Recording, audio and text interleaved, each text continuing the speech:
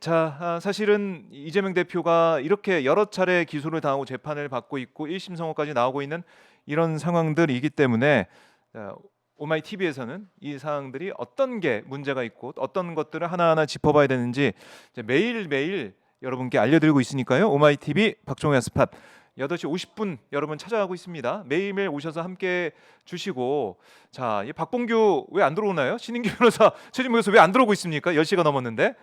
네, 빨리 오세요. 왜 안 오세요? 거기 있었어. 왜 이렇게, 자, 다운. 이 화면이 안 돌아가고 있어서 다운. 지금 방태훈 기자가 바쁩니다. 지금 정신이 없어가지고 혼자 하라고. 네. 박 기자 혼자 방태훈 떠들어 보라 이거죠. 한번 떠들어 봐라.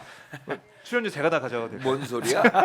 안 됩니다. 우리 안 봉규의 힘이 됩니다. 필요합니다. 봉규의 힘. 네, 봉규가 봉기합니다. 그러다가 큰일 납니다. 자, 수요일 아침마다 만나는 두 분입니다. 박봉규 지금부터 시작해 보겠습니다. 최진봉 교수, 신인규 변호사, 어서 오십시오. 네, 안녕하세요. 박수 활기차게 좀 치세요 좀. 박수를 쳐. 오전 알람 방송. 알람 방송. 미친 텐션. 예. 박봉규의 우리 시청자분들이 텐션을 업할 수 있게 좀 진짜 협조해 주세요. 일주일에 저 안에. 일주일에 박봉규만 기다리신다는 분이 너무 많으십니다. 너무 지금. 많습니다. 제 주변에는 박봉규 얘기밖에 안 해요. 대한민국의 최고의 프로죠. 가장 뜨거운 시사 박인호. 프로죠. 네. 박인호. 아 박봉규. 박봉규 먼저. 박봉규 1등. 박봉규 빼면 안 돼. 그렇죠. 박봉규 1등 이릅니다. 박인호로 네. 잘해봐. 아, 오늘도 네. 삐진 연기를 또 노벨 연기상 아. 노리고 있는 노벨 연기상 노리고 있는 최진봉 교수님 너무나 반갑고요. 신인규 변호사 오늘도 함께하고 있는데, 자, 지금 보면은 제가 언급하기도 했지만은 이재명 대표 기소된 이 상황들 얘기를 하면서 가야 될 것 같아요. 어제 제가 이제 방송하고 있는데 속보가 뜨더라고요. 법인카드 포함해가지고 이거 기소를 또 했는데 어떻게 보셨습니까? 뭘 어떻게 봐요? 무슨 장난쳐? 아니 왜 그러는 거야 이재명 대표한테 지금? 아니 뭐 하는 짓이야 이게 지금 5번째요. 4개 재판 받고 있는 또 기소를 해요? 네. 아니 그리고 이 건은 네. 이미 경찰에서 무혐의 처분이 났던 건이에요. 맞아요. 이걸 검찰이 가져가지고 또 기소를 한다고요. 이거는요. 누가 봐도 의도적이에요. 이거를 어떻게 자연스럽게 정말 범죄가 있어서 했다고 생각을 하겠습니까? 네, 의도적이다. 이재명 대표를 어떻게든지 올가면서 괴롭혀가지고 어떻게든지 법정에 계속 끌려 나오게 만들고 그런 이미지 만들어가지고 뭐 하나라도 걸리면 되겠지 이런 거 아닙니까? 이게 무죄가 나오더라도 만약에 뭐든 하나로 걸리기만 해라. 그래놓고 이제 기소되고 나면 피의자라고 부르면서 범죄 행위 있는 것처럼 이미지 만들어내고, 아니 이렇게 패배한 대선 후보에 대해서 이렇게까지 가혹하게 할 수 있는 겁니까 대체? 검찰이 그래서 기소권 독점이 문제인 거예요. 경찰이 견제할 수 있는 권한이 없잖아요 지금. 그렇죠. 경찰이 무혐의 처리했는데 검찰이 가져다가 기소해버려. 그럼 경찰이 수사한 건 뭡니까 대체?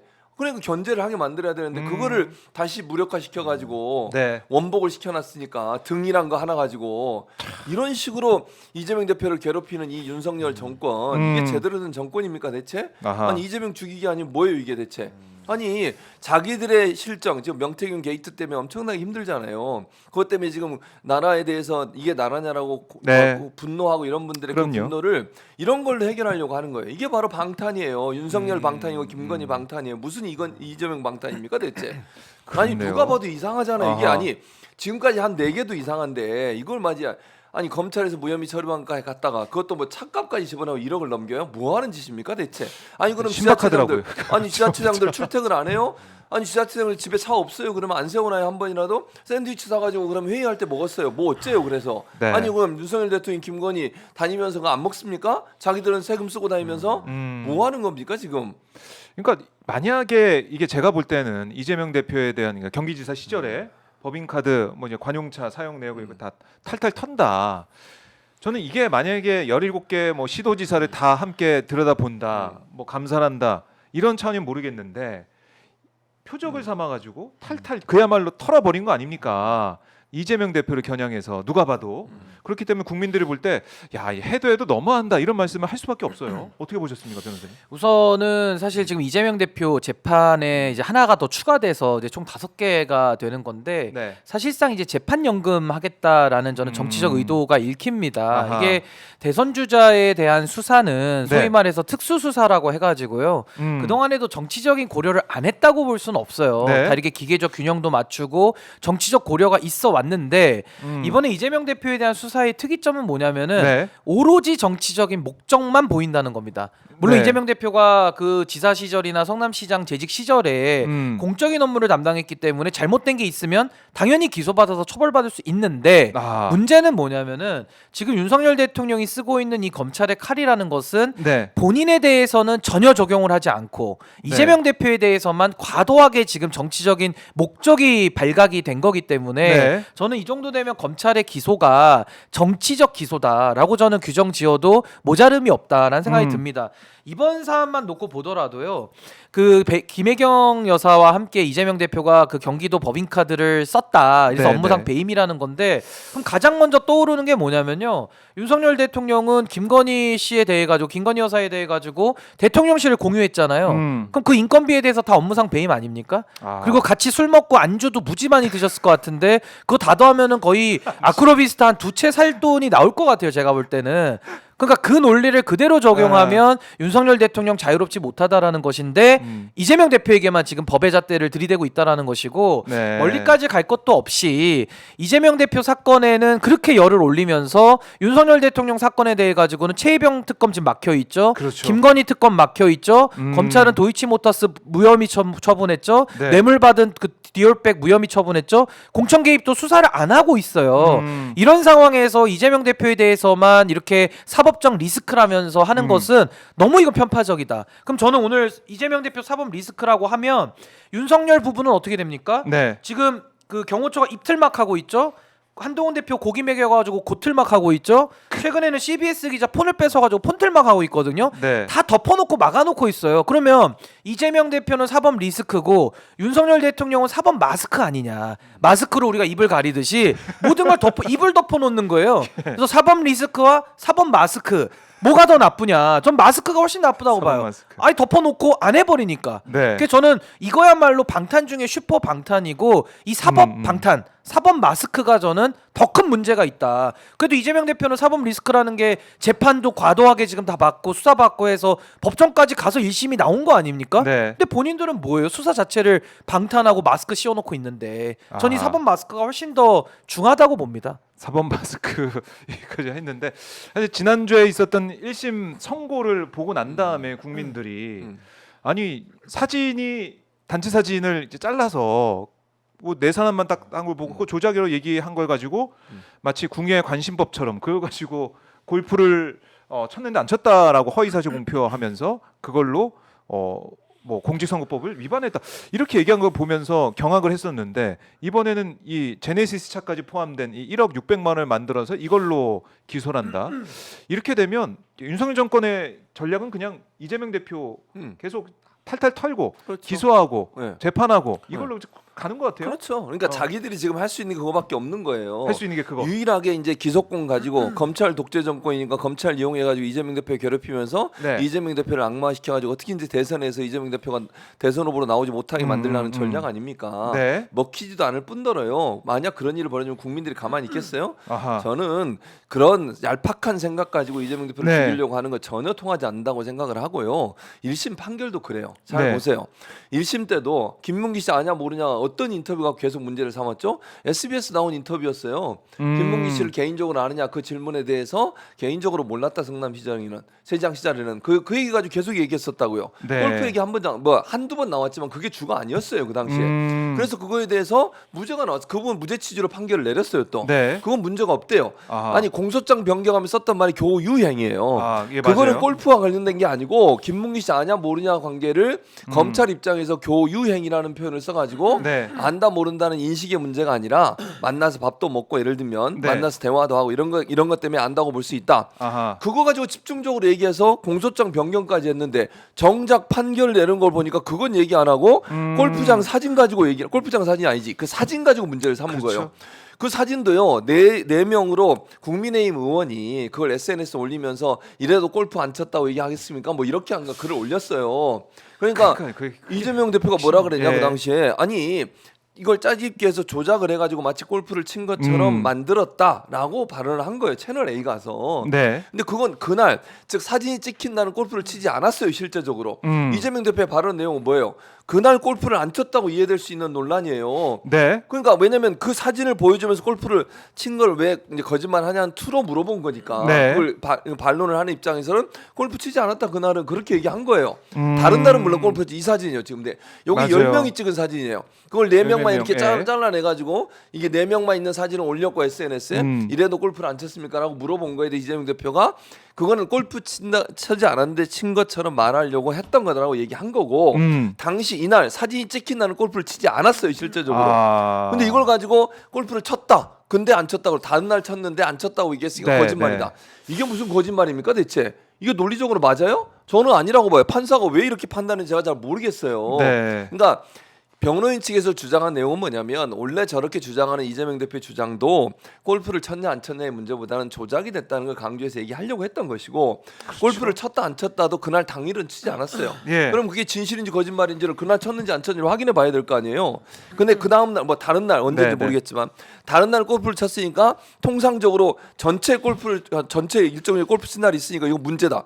이렇게 하면 말의 어가 다르고 아가 다른 건데 그 이런 식으로 판결 내는 것도 저는 이해가 안 돼요. 솔직히 얘기하면. 근데 자 보세요. 이재명 대표에 대해서 지금 검찰이 하는 행동을 보면 아까도 얘기했지만 자기 가족, 부인 온갖 걸 다 털어가지고 뭐든지 기소를 해서 그중 하나 걸리거나 아니면 2개 걸리거나 이래가지고 이재명 대표를 악마하려는 의도 아니면 이렇게 검찰 할 수 있냐는 거예요 대체.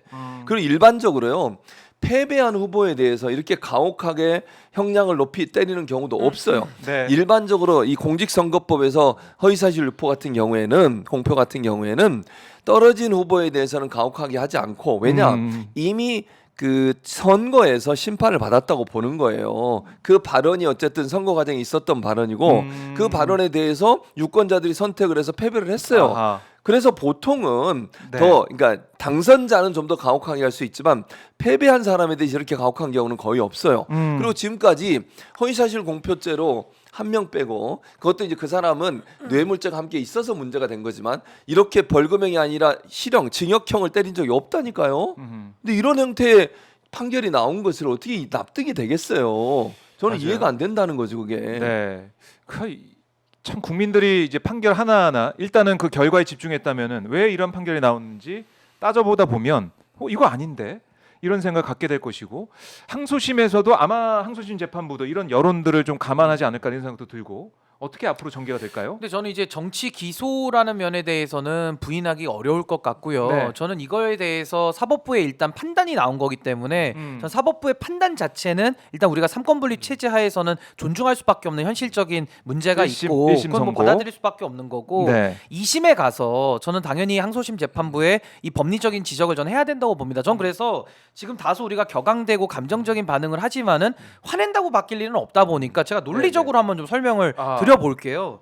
공직선거법 250조 1항에 보면요.